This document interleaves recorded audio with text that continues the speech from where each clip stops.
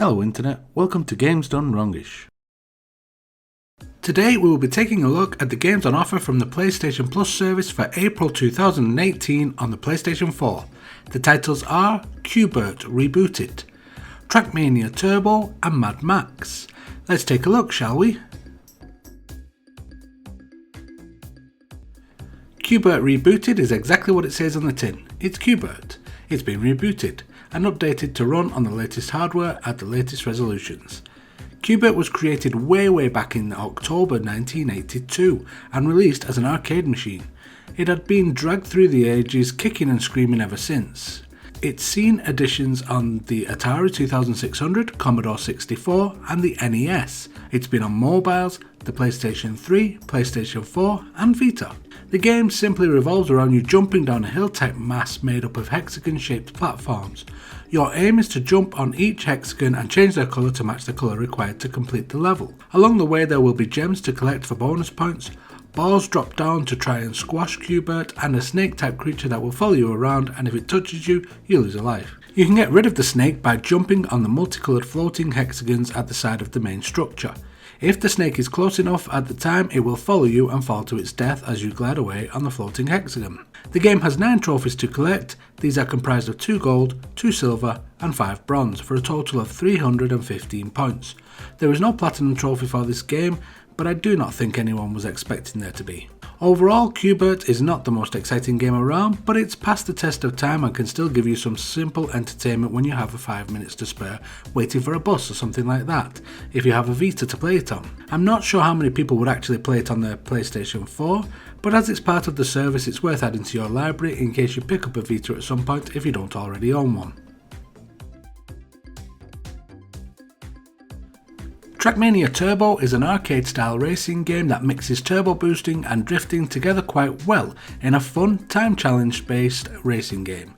Each track in the main campaign requires you to set the fastest time possible. You gain bronze, silver and gold medals for doing so. Earning the medals is the way you progress and unlock more tracks to race on.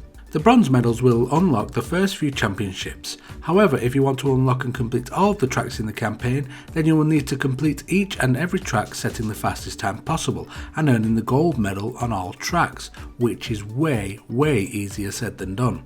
The tracks are split up into a number of different modes or styles.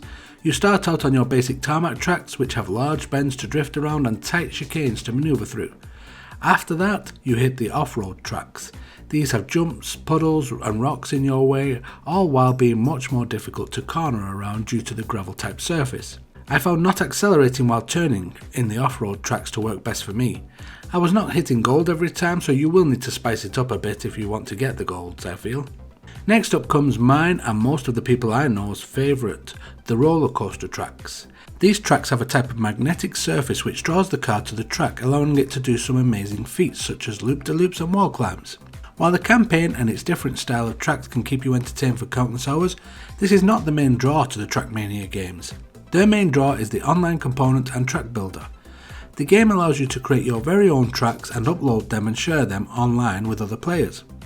You must first build your track and then race around it a few times to ensure the track is viable and you can set a fastest time on it. This means you must have a start and finish line and you must be able to complete the track for it to be uploaded. As such, you cannot have players driving around for 5 minutes and then ultimately being led off the side of a cliff for a laugh. The game has 49 trophies to collect, comprised of 36 bronze, 10 silver, 2 gold and 1 platinum, for a total of 1,200 points. Overall, this is a fun arcade racer which can keep you entertained for a very long time with the massive amount of tracks available online and the track builder. Well worth adding to your library. Mad Max surprised me. I did not pick this game up prior to me picking it up this week via PlayStation Plus. I had gotten bored of the Ubisoft style games, and despite this being a Warner Brothers game, I did feel it was those type of games. It's the whole idea of having an open world with bases to take over, towers to unlock to reveal more of the map, and repetitive side missions that I did not care for anymore. The same goes for the combat. I loved it in the Arkham games playing as Batman, but when it gets used in everything from Assassin's Creed, Shadow of Mordor and this game, I start to get a bit bored of it all. With all that said, after playing Mad Max for an hour or so, I cannot wait to get back into it. It is for all intensive purposes all of the things I just mentioned, however the game's cast and story make you care a lot more than usual. You start to bond with the characters in the game, despite playing as a post-apocalyptic homicidal maniac. The whole gathering parts to build your new death-dealing car after having your last one ripped away from you by bandits really gives you a sense of worth and reasoning. You care about your mechanic and your new pet dog. You care about the car you are building and the upgrades that you are adding to it. Then, when it's time to hit the road, you are ready to take on the next base camp. As with the Ubisoft games and the previous mentioned Warner Bros. Games, the best way to earn influence in this game is to take over camps to reduce the big bad's stronghold on the wasteland you are currently playing in. To do this, you will often need a strategy or plan of attack before entering.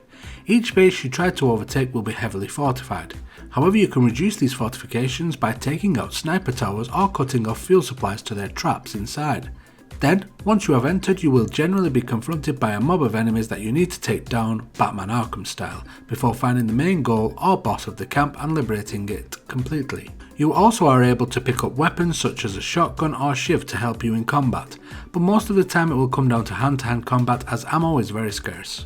Your trusted mechanic, Chumbucket, will ride along with you in the back of your car as you move from mission to mission. Whenever you stop or get out, he will repair any damage done to the car so that you are good to go again into the next battle. Back at base, he will fit modifications to the car too, such as larger battering rams, turbo boosts, harpoons and so on. Aside from him, you meet a strange traveller while out on your adventures.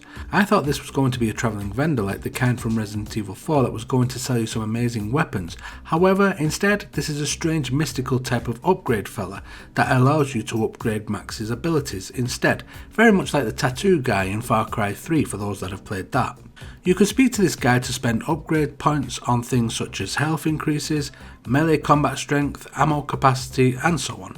The game has 50 trophies to collect, comprised of 41 bronze, 5 silver, 3 gold and 1 platinum. Overall, I think this game is actually a lot of fun and a feast for the eyes. The gameplay and setting all fits very well. Car combat and driving feels decent enough. The handling leaves a little bit to be desired, but you are driving at wrecks and in a post-apocalyptic wasteland on dirt and gravel, so it's to be expected almost. The combat, whilst tried and tested in many games since Batman Arkham, still lends itself well to Max, and you definitely feel empowered by it when you string some combos together and dodge incoming attacks at the right time. If like me you skipped this game thinking it was just going to be another Assassin's Creed or Far Cry clone, then give it a try. It still is a bit, but it has a cool story and extras thrown in to keep you entertained and may just renew your faith in these type of games. It has for me. I am actually thinking of picking up Far Cry 5 now as well. I'm not sure that is what Warner Bros. Would want, but I'm sure Ubisoft will be okay with that. That wraps up this month's PlayStation Plus overview for Games Done Wrongish. I do not have any gameplay videos of these games available this month as my son is on his Easter break and as such I do not get any privacy to record the voice whilst I'm playing them. I will be back again next month with another overview however, and I hope to have some gameplay videos too, so I hope you join me then.